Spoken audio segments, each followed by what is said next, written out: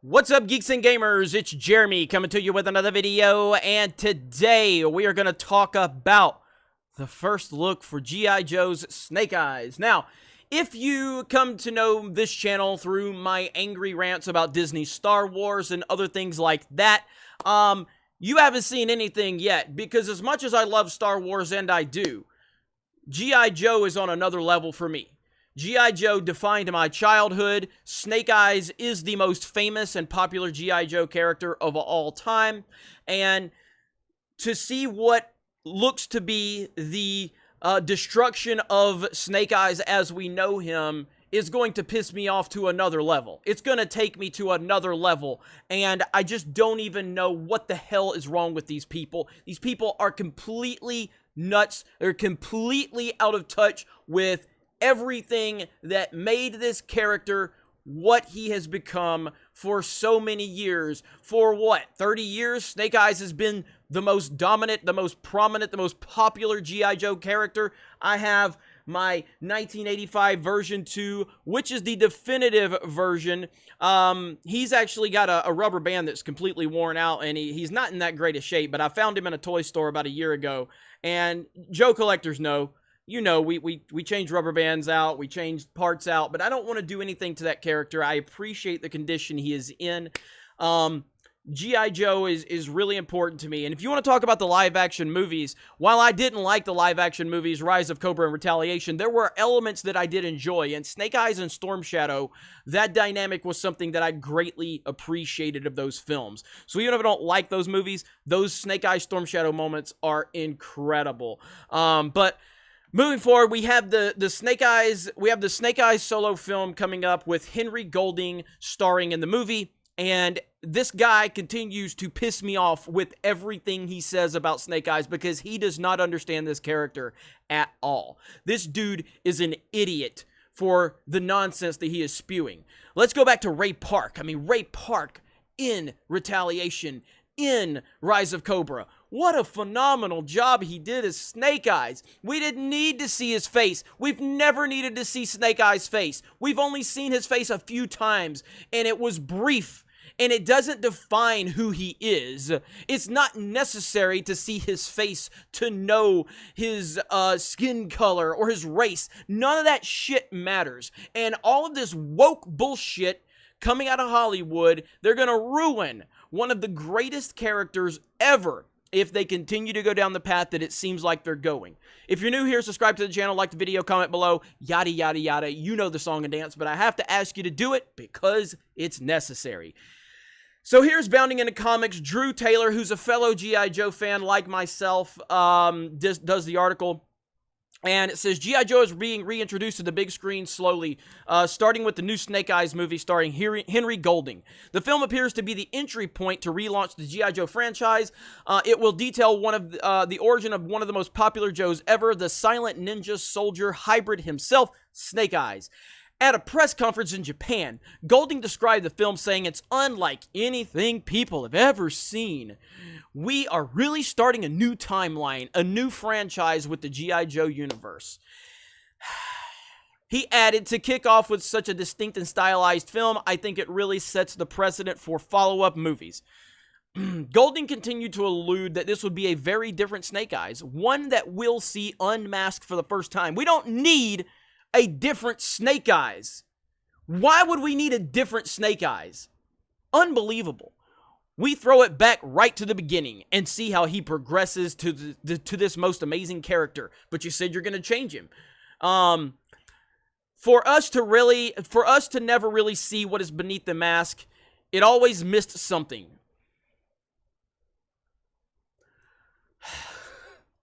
Are you kidding me?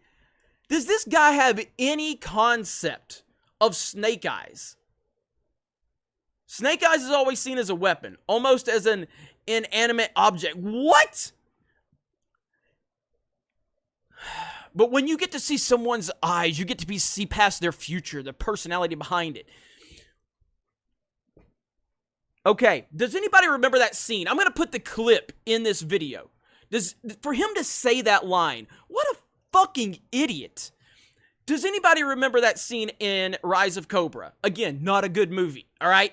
That fight with Snake Eyes and Storm Shadow, where Snake Eyes defeats Storm Shadow and knocks him off of that whatever they are, that whole circular thing. It was like, I haven't seen the movie in a long time, but it was like a platform, and Snake Eyes defeats him.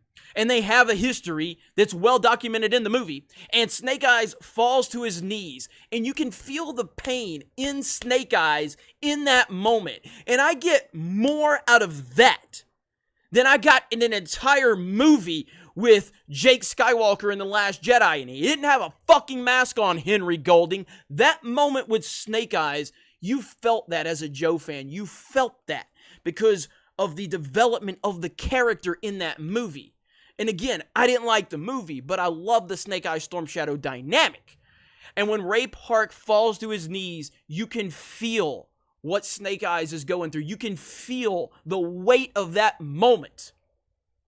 And this moron wants to sit here and say that we never got to feel what Snake Eyes was. Oh my gosh, this is unbelievable. This is unbelievable.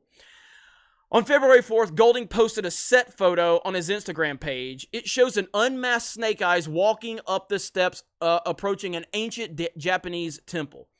I don't like this picture. This doesn't look like Snake Eyes to me.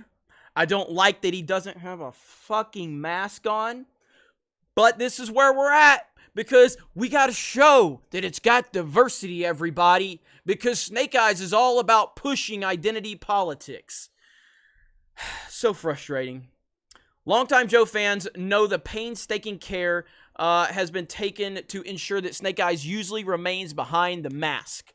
Exactly. There's G.I. Joe writer Chuck Dixon responds to Henry Golding's comments on Snake Eyes. And you probably can't see this, so I will read it. G.I. Joe writer Chuck Dixon explained why this was so. Larry Hama understood the very simple principle that mystery enhances and engages the reader. The less you know, the more you want to know. And he made Snake Eyes a mystery by making him a mystery, made him cooler. Yes! But hey, we got to show his face because we have to show diversity. The other thing that Larry understands, and I learned over time writing comics, is that kids, who are supposed to be our primary audience, kids love to protect or project themselves on their heroes. And who better to project yourself on than Snake Eyes? We don't know what he looks like, and he doesn't talk. So any kid could imagine that they are Snake Eyes. That is beautifully said right there. That is beautifully said. My gosh, man, this really pisses me off. I mean, again, every bone in my body wants this to be good. As a lifelong G.I. Joe fan, as the thing that I'm most passionate about, I want this to be good. And again, as much as I hated Rise of Cobra and Retaliation, I at least found the good in those movies to appreciate. And there was good in both of those movies. Overall, there was enough bad that I can't like the movies. But there were good elements that I appreciated. And I want nothing more than to see Snake Eyes done right and done properly. But they seem to be completely missing the point of Snake Eyes with everything they are saying so far. And this image that he is posting to Instagram continues to show us that they don't get Snake Eyes. He doesn't need to have his fucking mask off. This is bullshit. But this is where we're at. We're going to continue to monitor this and see what happens. But if you want great G.I. Joe, go check out G.I. Joe the movie. I have it on VHS. I have it on Blu-ray or DVD. Now, Snake Eyes is not very prominent in this movie, unfortunately. And some Joe fans love this movie's kind of divided with the Joe fan base. I love it, but I understand the problems that it introduces to certain characters. But there's just so much nostalgia for me. But there's so much good Joe stuff out there with the comics and the cartoon series and everything like that.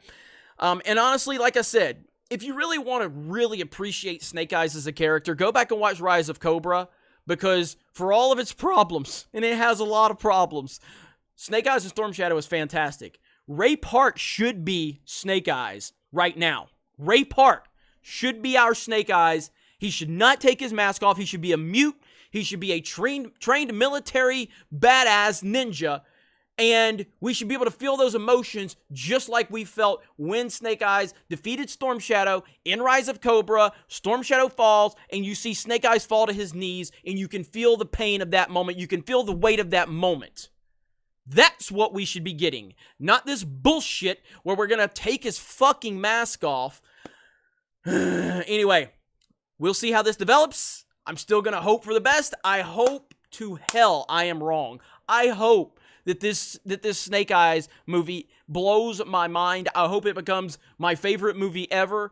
I just don't see it right now with the fundamental misunderstanding that it seems they have for the character of Snake Eyes. Let me know your thoughts in the comments below. Thank you very much for checking out this video. Solo lost money. Raylos are weird. Yo, Joe. And we will talk to you later.